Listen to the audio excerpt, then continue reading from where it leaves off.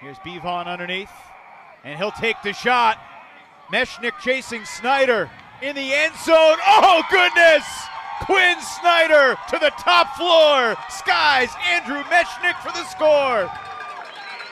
And what an absolute gem of a play by Quinn Snyder there. Andrew Mechanix is no slouch in terms of height.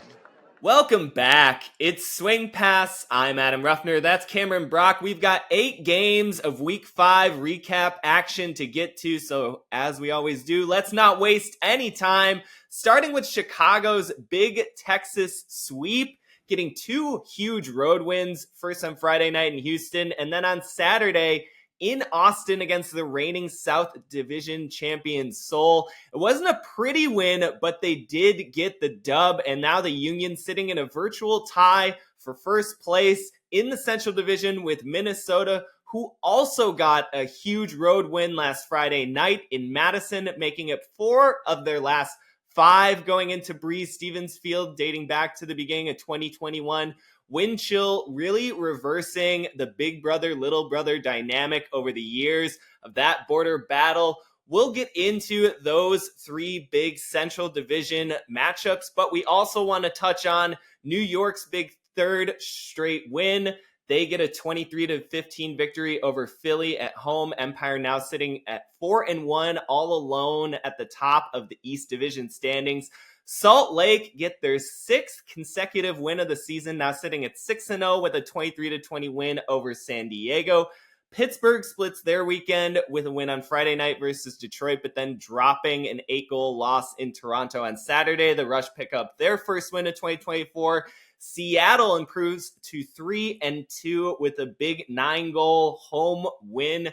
Really impressive on both offense and defense there from the Cascades. But Cameron, I got to bring you in now, and let's get back to those Central Division games to really break them down. Chicago, I think, really improving the stock, and they've done this the past couple of seasons on Memorial Day weekend, nonetheless, of just going out on the road and getting some really tough-fought wins.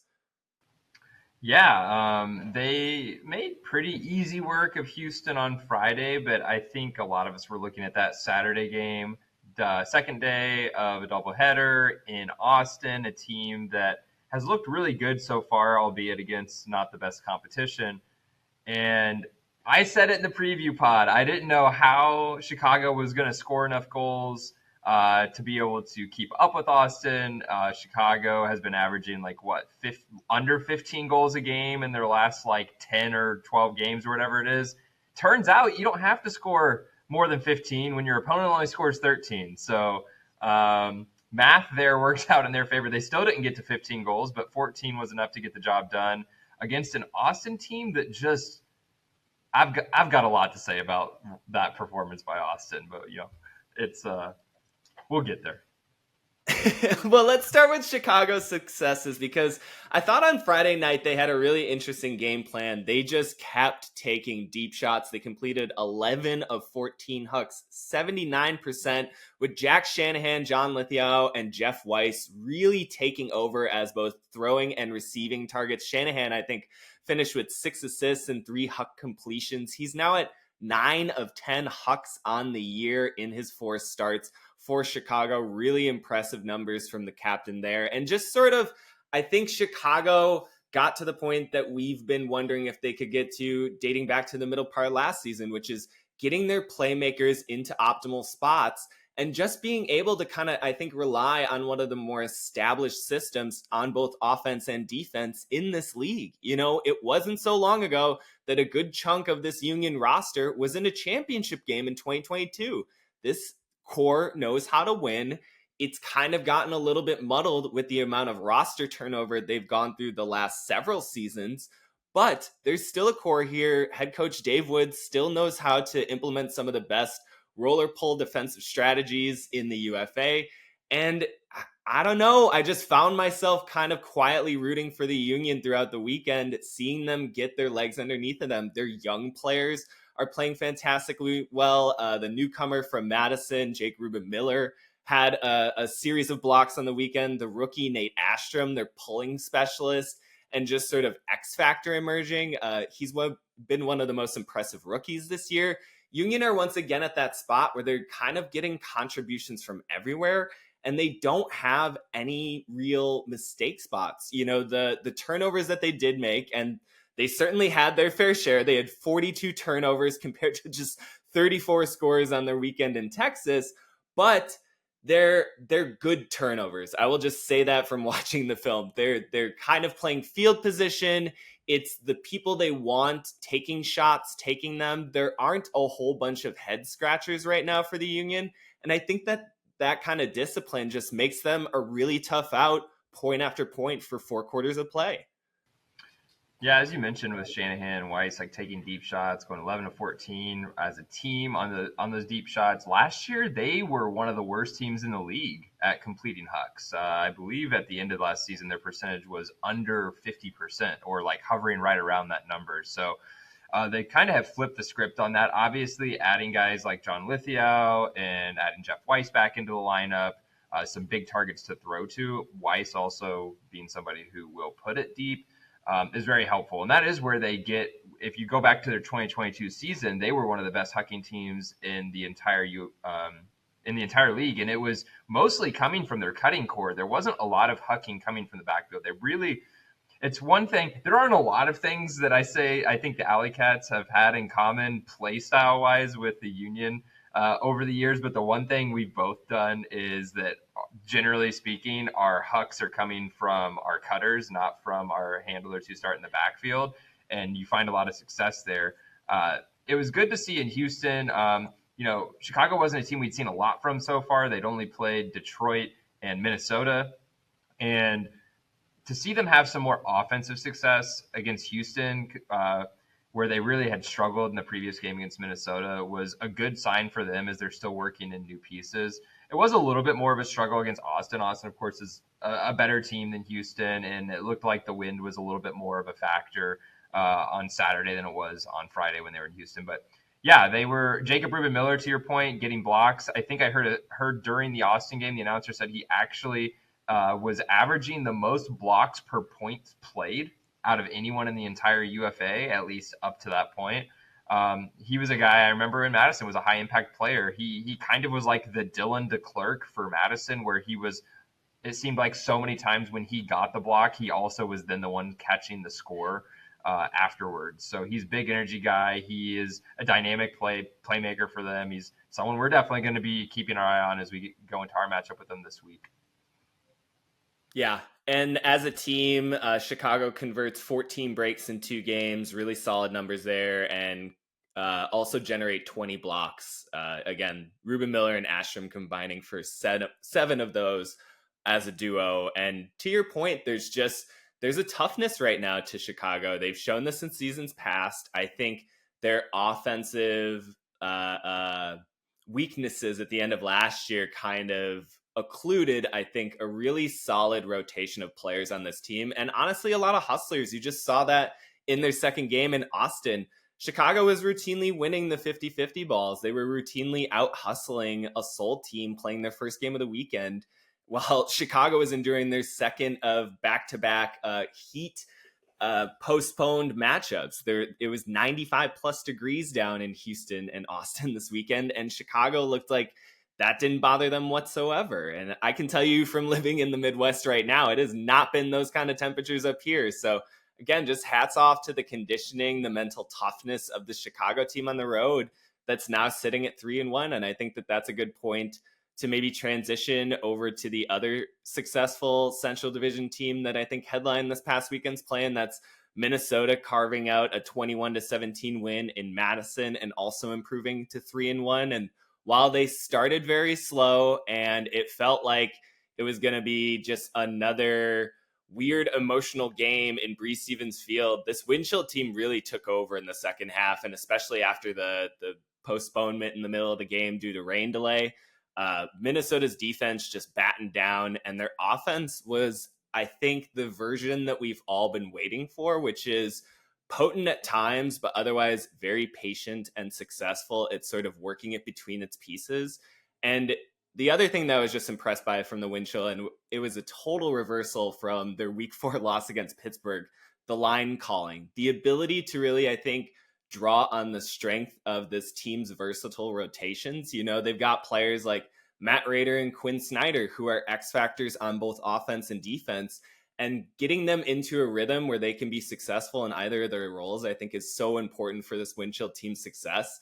And they did that with absolute stars against Madison. I mean, Rader and Snyder were the absolute difference makers in that matchup.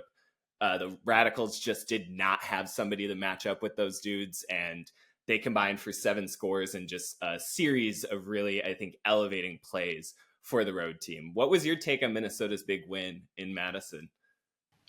Well, I mean, it really all kind of changed at the end of that first quarter, right? Madison is going for a potential break score, I believe, and getting stalled out with just enough time for Minnesota to take over, control the disc, and get a last-second score. And it kind of felt like everything flipped right there. Madison started really strong, and they just kind of bled points away. And Matt Rader was late to this game, had some travel issues getting into Madison with all of the thunderstorms and weather kind of going through the Midwest. And yeah, I can actually speak to that. Yeah. So I was on the sideline, and the beginning of the game was really odd for the wind chill. I mean, throughout the pregame and up through that end of quarter sequence at the end of the first, they just looked out of it. It looked like the travel. Quinn Snyder had also had a long day of travel coming down from Winnipeg in Canada. I don't know if it was from Winnipeg directly, but he came down from Canada for this game. Matt Rader, as you said, was deplaned in Kansas City, flew all the way to O'Hare, and then had to rent a car and drive himself up, and was expected there 30 minutes after the opening pull, which, if there weren't a weather delay, would have been around halftime. So there was just a lot of discombobulation on the wind chill sideline. And man, when Anthony Gutowski got that early Callahan and the whole stadium kind of ignited behind that, the brake horns going for the Radicals, it felt like it was going to be a long night. And then the Kelson Alexander stall happens, and Josh Klain threads this hanger through the double team. One of the more underrated throws I think I've seen in quite some time. Klain had relatively no time to release that disc, and again, sort of got it under and through a pretty impressive Madison double team, finds Brian Vanuka, and to your point, just total reversal of the game. Yeah, and kind of the other point was once Matt Rader actually got there, he made such an impact for the rest of the game. Like, it was so clear how valuable he can be to that team. It was really weird too, because we talked in our preview episode about the Madison crowd and how that can rattle opponents. I almost felt like it was rattling the Radicals. Like they were like kind of on this big stage, and it felt like at times they were playing, I don't know, maybe they watched a little too much College Ultimate leading up to this. At times it kind of felt like they were just kind of letting it rip in situations where it didn't make sense to, where they needed to be a little bit more calm and relaxed. And I don't know if that's first home game, being really excited, weather delay, whatever it was. It just looked like they didn't quite have that same level of flow that they'd had in their first 2 games, and they got a little bit impatient from time to time on offense. I also want to credit the Minnesota defense, though. They've for years been one of the stingier defenses in the league. So I'm sure a lot of this just has to do with playing against a better defense and having to figure out how to make those adjustments. And we saw Minnesota adjust throughout the course of the game and just get stronger and stronger. And it kind of felt like Madison was struggling to find those answers to kind of punch back.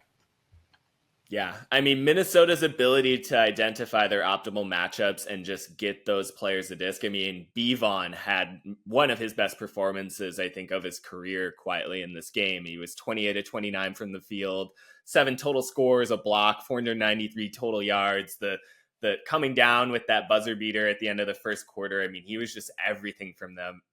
He was getting that ratchet flick hook on continuation looks, just finding Snyder streaking downfield in single coverage. It was exactly what you wanted to see from this Minnesota offense. And to your point about the defense, a clean 60% on their break opportunities, 9 of 15. A lot of those, again, coming in the second half and in transition, just able to attack off of Madison turnovers. And you talk about the Madison home crowd working against the Radicals. I think it's been these absolutely gut punch moments at the ends of quarters that this Radicals franchise historically, but now several years in the past, won at an absolutely ridiculous volume. I mean, you were often on the other side of those results coming into Breeze Stevens Field, not to pluck, I'm sure, a pretty sensitive chord there. But, including one Tim DeBile hammer at the end of a dibble, the 0 RPM across the field dibble that somehow found its way into the end zone. I mean, it really feels like some sort of cosmic tax is being paid the past 3 seasons, especially on these end of quarter sequences. You have this end of first quarter fiasco of stall into a buzzer beater. Last year, also on Memorial Day weekend, it was that absolutely Looney Tunes Chicago, almost a Callahan thrown out of the end zone, and then basically like self-macked back into the end zone by Steslicki. You go back to the beginning of the 2021 season, the B. Vaughn block into Andrew Roy game-tying sequence at the end of regulation that the Windshield then went on to win in overtime. I mean, I can keep going. You had a buzzer beater there in, 2022 to effectively knock Madison out of playoff contention. I mean, and last year, the day after my daughter was born last year, I caught a game-winning goal with a second left in the fourth quarter.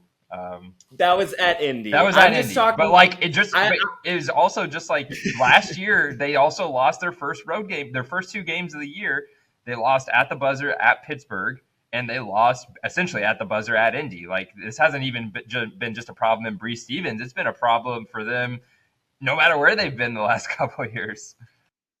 Yeah, we can get expansive with this, but like, I wanted to just even focus on Breeze and get to your point of, I do think that there are moments that just completely reverse the energy. And now it's becoming, and I know this from growing up in the States, sort of like Minnesota sports energy, where there is the anticipation of the letdown a little bit. There's a little bit of PTSD going on right now for the Radicals faithful in Breeze Stevens Field. Not so quietly, I talked to some of them after these games, and there's just a sense of shaking your head and going, what's even going on anymore with this stuff? It's bizarre, right? Like, the whole sequence there at the end of the first quarter, Madison had all of the momentum. To your point, they were about to convert on what felt like their third break opportunity of the opening frame, and then it just completely gets like jujitsu reversaled on them. I mean, it's wild. It's wild how often it's happening. Now let's say the word with me now. Time out. Yes, time out. That is the right word. I don't understand in that situation. I get, as a player, Kelson Alexander's out there. Like, one thing I don't think coaches do very well in this league, and I think our coaches here in Indy have done a great job of this, especially over the last couple of seasons, is empowering every player on the team to use a timeout. We think so much of timeouts needing to be they're used so often as an opportunity to sub your D-line off, to put your O-line on, and they're not. I don't feel like we think enough about situations like what Kelson Alexander was in, where he's back there. Clearly the stall is rising. He looks like he has no intention of throwing the disc anytime. Like, he should be calling a timeout there. The coaching staff should be calling it. Someone should be calling it. But like, that's not something I think every player is actually empowered to do or like told to do necessarily. But like, think about how different this game looks. Like, it could literally change the entire outcome. I mean, that's a potential 2-point swing right there. Like, Madison could get a look and maybe score a goal instead. You know, Minnesota takes it back the other way, and then they start off the next quarter with another score. It just kind of feels pretty deflating at that point. And who knows the type of momentum shift that caused and how that affected the rest of the game. I think, once again, coaches, you got 2 of them per half. Use them.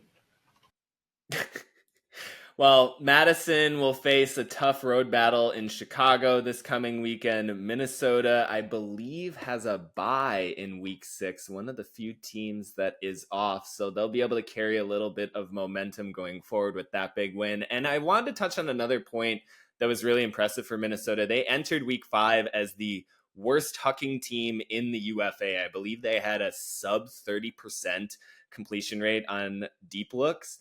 They were 10 of 13, 77% against Madison. And the Radicals now have kind of had this history of being a little bit susceptible on defense to the long ball. I think especially in one-on-one situations, opponents feel favorable in certain matchups. And you could just see that with Quinn Snyder, that huge dunk he had coming back from play on Andrew Mechanic. I mean, absolutely roofed him from the backside cleanly.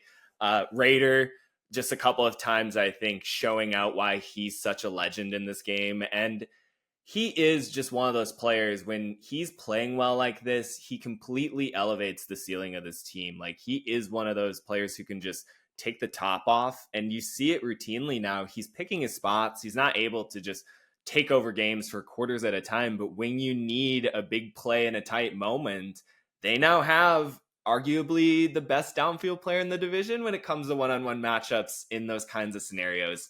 And they're seemingly getting more and more confident in engaging that. I mean, that sky he had before he got an assist to Quinn Snyder in the third quarter, when he just went up and over Gutowski, the best aerial player for Madison, and just nonchalantly brought it down through a good amount of contact and good defensive play from Gutowski. It's just, there's levels to this stuff, man. And Raider continually is one of those players who reminds me of that. He is just a different beast when he gets on the level he can get to. And so Minnesota now, 1 week after they have the performance that makes it feel like, man, how far low can this team go? They bounce back. Their entire leadership kind of takes ownership of that loss against Pittsburgh, and then turns around and has basically sterling performances across the board. And this now feels like the Winchell team that was the division champions, and probably still the favorites to come out of the Central Division and make championship weekend again in 2024. Not if we have anything to say about it. I'm glad you said that.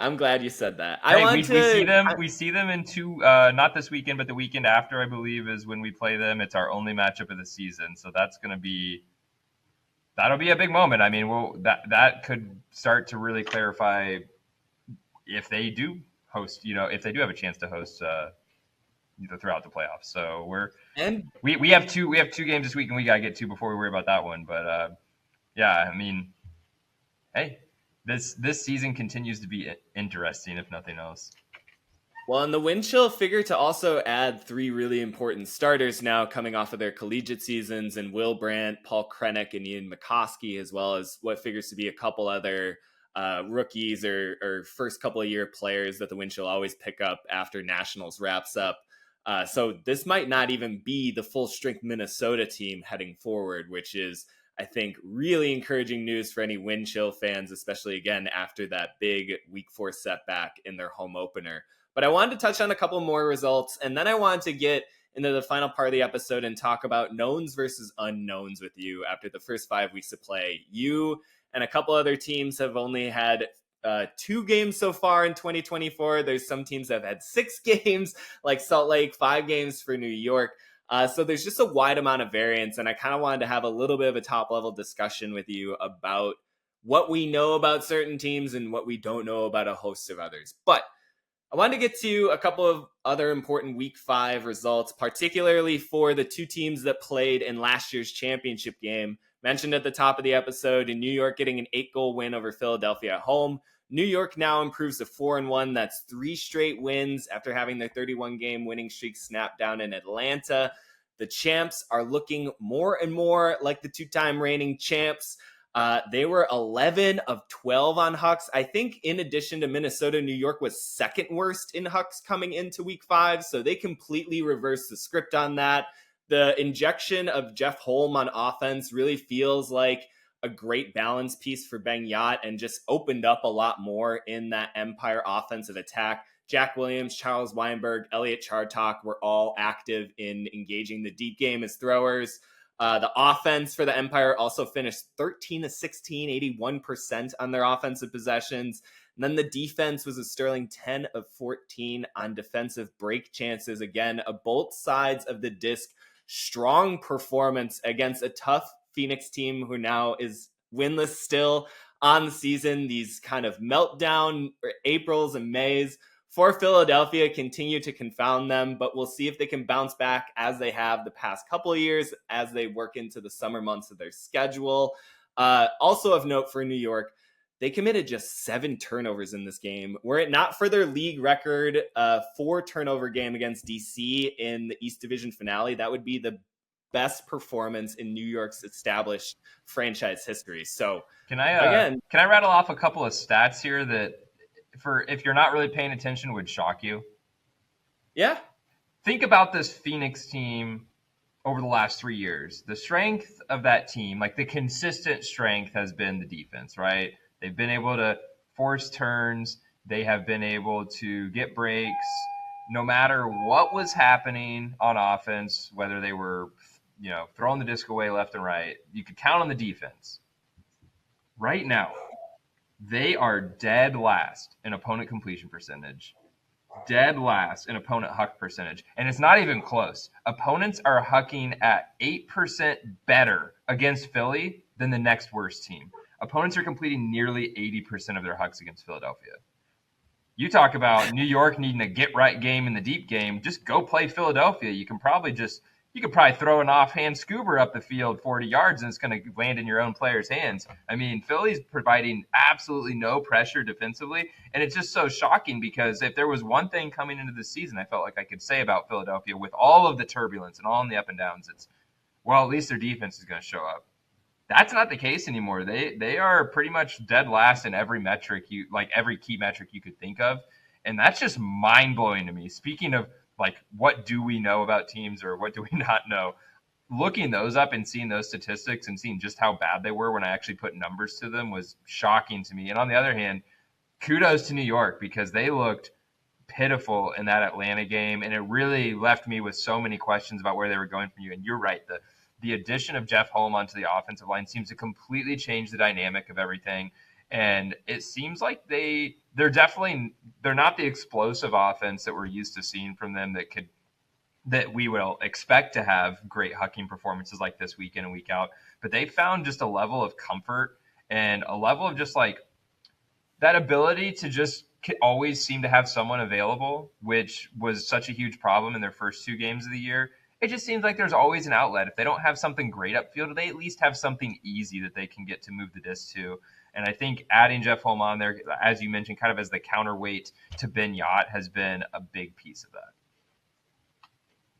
There were 3 New York throwers who finished with over 300 yards passing in this: Elliot Chartok, Charles Weinberg, and Solomon Rushmeyer-Bailey. And again, when New York figures out that throwing set and they get stable back there, which was what was so, I think, surprising in that week 2 loss in Atlanta, was how disruptive the hustle defense were in those first layer sets for the New York offense. That's not happening anymore. They figured out their spacing and timing, the Empire have, and it's just setting everything else up to be so easy. Now you have Jack Williams kind of operating between the backfield and downfield space. He calls out his own scoring play on social media. And to your point about Philly's defense, just one of the prime examples of, hey, where is the over-the-top help? You watch teams like Minnesota, Salt Lake, these kind of defenses that always seem to have 2 defenders in the area whenever there's a huck that goes up, and Philly is just all too content to say, hey, let's go win our one-on-one battles. And that just is not going to work against an offense like New York that, while they don't have their absolute A-tier playmaking go and dunk over you every single time they're looking deep, games so far in 2024, they can still run time sets and set plays as well as any team in this league. And I think that you're really seeing New York again show that championship DNA of, hey, look, we may have looked a little weird in the first couple of games this year, but we're still sitting at 4-1. We're still atop this division, and we've lost 1 game in the past 2+ calendar years. So really impressive, I think, turnaround for the Empire the past couple of weeks. And then also Salt Lake improves to 6-0 with another sterling red zone performance, 18 of 20 within 20 yards of the scoring zone for the Shred at home. They now are at 5th overall in the league, converting at 83% after having a couple of hiccup games to start their campaign in the area of offense that they like to attack the most. The Shred defense was 7th of 10 and really came alive in the second half, helping propel the Shred past an early Growlers lead. San Diego, for the second time this season, seeming to be the opponent that gives Salt Lake the most trouble, but the Growlers just could not get it done on the road. They fall to 2-3.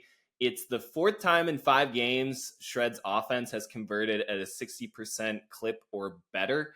really coming alive, I think, as we head into the summer months and they get into the back half of their schedule. And then on the season right now, Jordan Kerr is averaging 5.5 scores a game, 30 completions at a 97% clip, and 383 total yards. It's just week in, week out, kind of punching the clock at this point. I think he's kind of almost removed highlights from how he plays because everything's just coming to him in rhythm. And he understands the system so well and where to pick its spots. It was, I think, originally designed kind of off of him and to optimize him as it was in 2022 when he almost set an assists record. But now it's just kind of him working in and out of being an operator whenever he feels most comfortable in this shred offensive attack. Salt Lake's real good. I know that. They are. I know that. They look like the favorites right now, and they should be. I mean, they finished second in the league last year, losing the championship to Empire. They're one of only a few undefeated teams in the league. Actually, one of only 2 undefeated teams in the league, right? Just them and Carolina, I think, at this point. So they have earned the right to be called the title favorites. They're hosting championship weekend this year. The team that we thought might challenge them out west in Colorado completely looked inept almost against them in Colorado last week. They look incredible. Like you said, it's not just about running everything through Jordan Kerr now. The level of play across that roster has risen so dramatically over the last couple of years. It's there's no real bottom anymore. There's no weak link. The offense is a finely tuned machine, and they have so much athleticism and speed on offense too that converting breaks on them is not easy. I mean, because those guys can go get the disc back, and they're going to be a tough out for anyone. But it is. I also thought San Diego looked good. I mean, San Diego first game with KJ Koo in the lineup. He had a really good performance for his first outing of the season. You mentioned earlier how good the Cascades look and kind of looking like they might be, one of the playoff teams in this division. I think San Diego might have something to say about that before the season's over. I really like what I'm seeing about them and kind of their trending upwards since their very tough opener in Seattle. I agree. I really like what I've seen from the Growlers over the past couple of games. They know how to punch with teams. Kevin Stewart and Kayla Helton are always going to have disciplined lineups on both sides of the disc. They can round off this shred offense at times. They just can't always play make when the defense of that Salt Lake team really gets rolling, which is what happened in the second half. There was just a series of quick transition strikes from that very volatile shred counterattacking unit. And unless you just have an ability to weather those storms and punch back, you're really not going to win many games against the Shred. To your point, they look like the best team in the league this year, and they started playing like it in front of their home crowd. But I don't think it takes anything away from another impressive Growlers performance. I think scoring 20 on the Shred in that Zion Bank Stadium is not very common. I'd have to go back and look, but that is often a tough place to get 20 plus in. I wanted to tell one quick anecdote about the Shred win too. They made a mid-game roster adjustment. They subbed off Ben Field, who has been really impressive as far as production numbers, but in having talked with a couple members of the Shred, has sort of struggled to figure out the timing mechanism of the red zone sets in the Shred offense, which is, as I led this segment, the most important part of Salt Lake's attack. That is where they focus on. They really want to get a lot of high volume looks and make it essentially into a layup line of easy convert scores for their offensive unit. And Field, for all of his playmaking talent and I think high ceiling as a pro in this league, just was clearly not understanding how to fill in as a cutter in those areas. And they subbed him out in this game, and they put in a rookie, Grayson Retberg, who finished with 3 or 4 scores on the night and just clearly made things easier in that end of the field. And huge shout out to the rookie Field. He was some of the first members each and every time Retberg scored goals off of the sideline to come and talk to him. It was clearly one of those things where the team just takes that in stride. And it's a real example of why Bryce Merrill won Coach of the Year last year. He's not afraid to make in-game adjustments like that to his starting offense. That's what needs to happen for this team to reach the championship level that they set as a goal in 2024. Yeah, I mean, I think we're still at a point where sometimes coaches are afraid to make that move. We're still at kind of a point that in UFA, and yeah, coaches need to make hard decisions. They need to be able to tell players when they need to switch roles, or in extreme situations, maybe even like, okay, you need to take a seat. And being able to do that, but also not lose the players, like you said, like it just seems like they were just bought in. Okay, this switch needs to happen. It's happening, and we're all supporting it, and we're all going to move forward.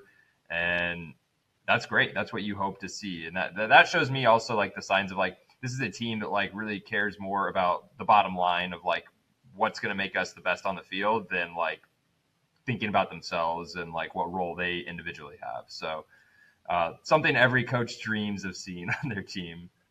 Well, and oh no, now they might get another 6'3" layout prone athlete on their D line who has full field throws in a counterattacking scenario. That's exactly what the Shred defense needed in case Field needed to find another role heading into the back half of the year. And it kind of reminds me of what Salt Lake did last year, where they did something similar with Will Selfridge. I know you and I have our own takes about that move, but I think it's indicative of this Shred coaching staff's ability to find a spot for everybody, but not be afraid to tinker and make adjustments. Yeah, 100% right. But Will Selfridge, O-line, just for the record. I'm in agreement with you there. But we don't have too much more time left, and I wanted to get to the part of knowns versus unknowns. You know, I think sure. Salt Lake, New York, Minnesota, we're really starting to get a sense with them completing over a third of their schedule so far in 2024, the sense of where these teams are at.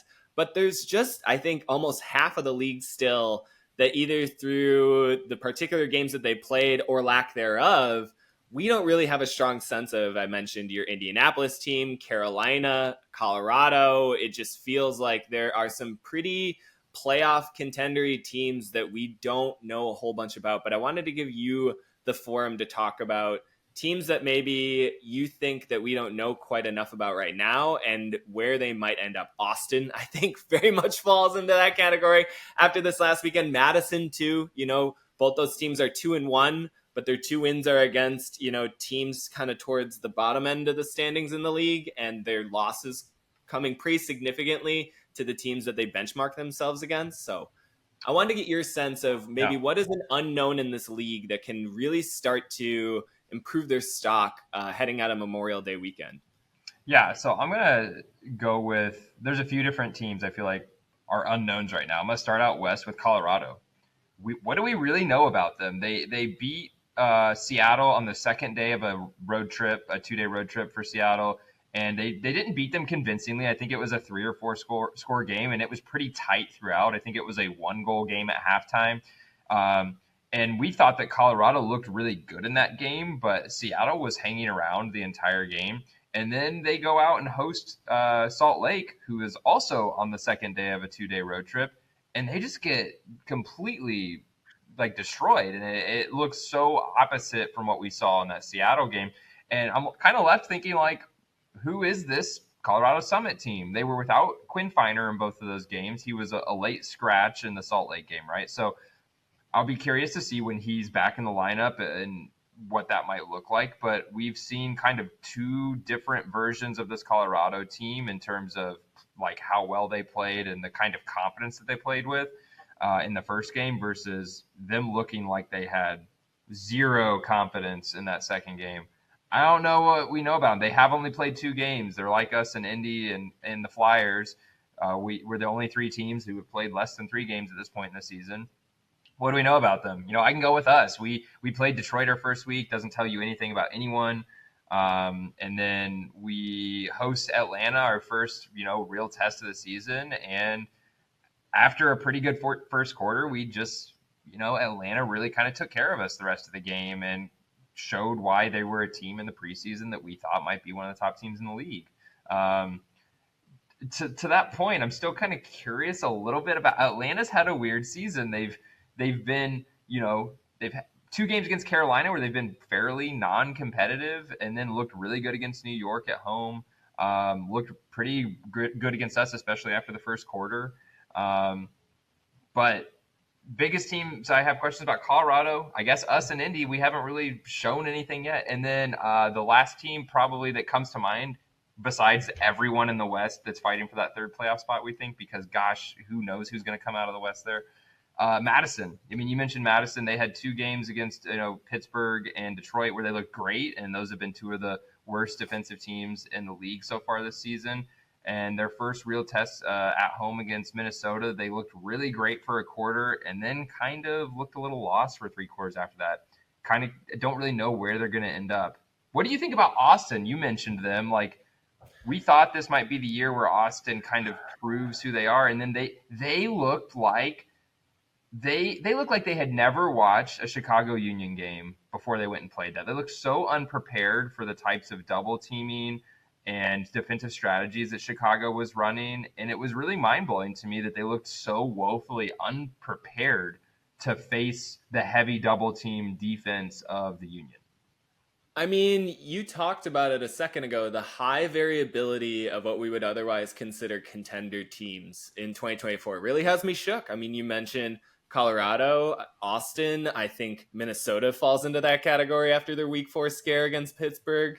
I think, you look at, I'm trying to think of other teams, but I guess those 3 in particular are the ones that have really sort of, Atlanta, to your point, I think that their losses against Carolina are indicative of something. I don't know exactly what, if it's just that Carolina is that good or if the Hustles still struggle against elite competition, as we've kind of wondered about over the last few seasons. Like, yeah, there's just this quality of we're almost at June and I still feel like I'm getting a pulse read on a lot of the teams that could become championship contenders. We've said it a million times, like this season is long.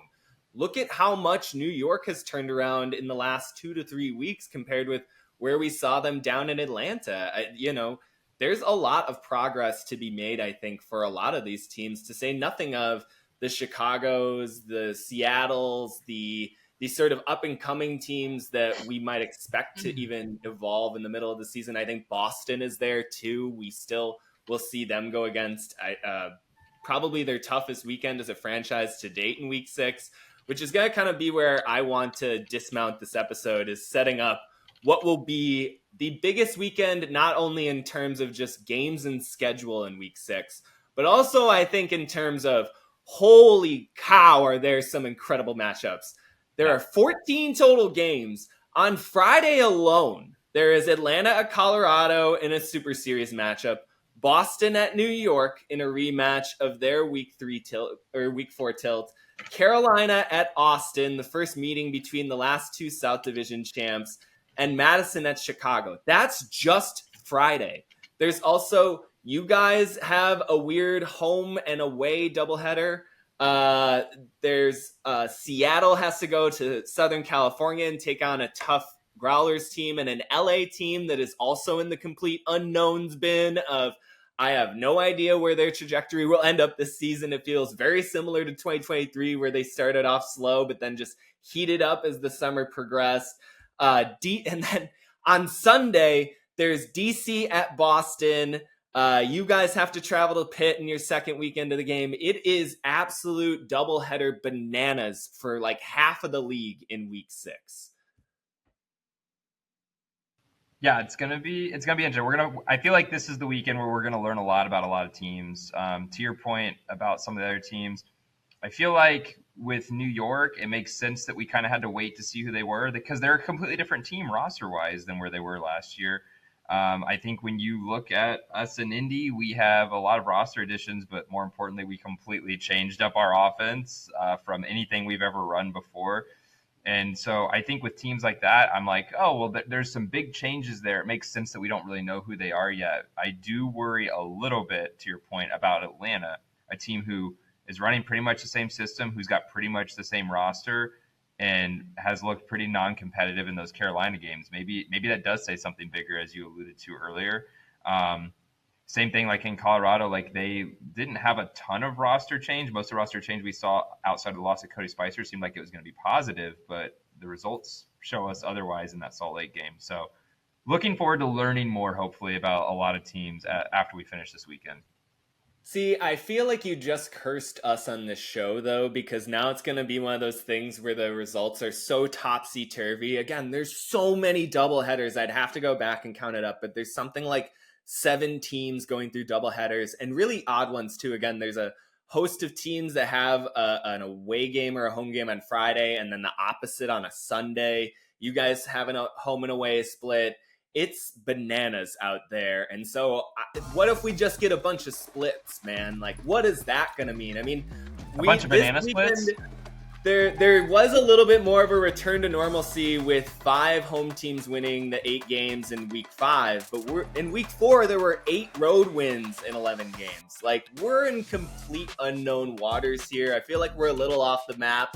But that'll do it for this episode of Swing Pass. We'll try to get you back onto known charted waters coming up in the week 6 preview pod in just a couple of days. But Cam and I will bid you adieu for now. Looking forward to talking to you soon. Bye now. Interdivisional competition under the lights here in Golden, Colorado. This looks like as complete of a team as I've seen from Atlanta in the history of this franchise. Everybody can be the guy. Justin Burnett skies the empire. Noah Coleman goes up above everyone. But to the summit goes Carl Enzo. Jarvis rips it down. Colorado, one big play after another. Exactly the battle we wanted to see. The heavyweight matchup, that's for sure.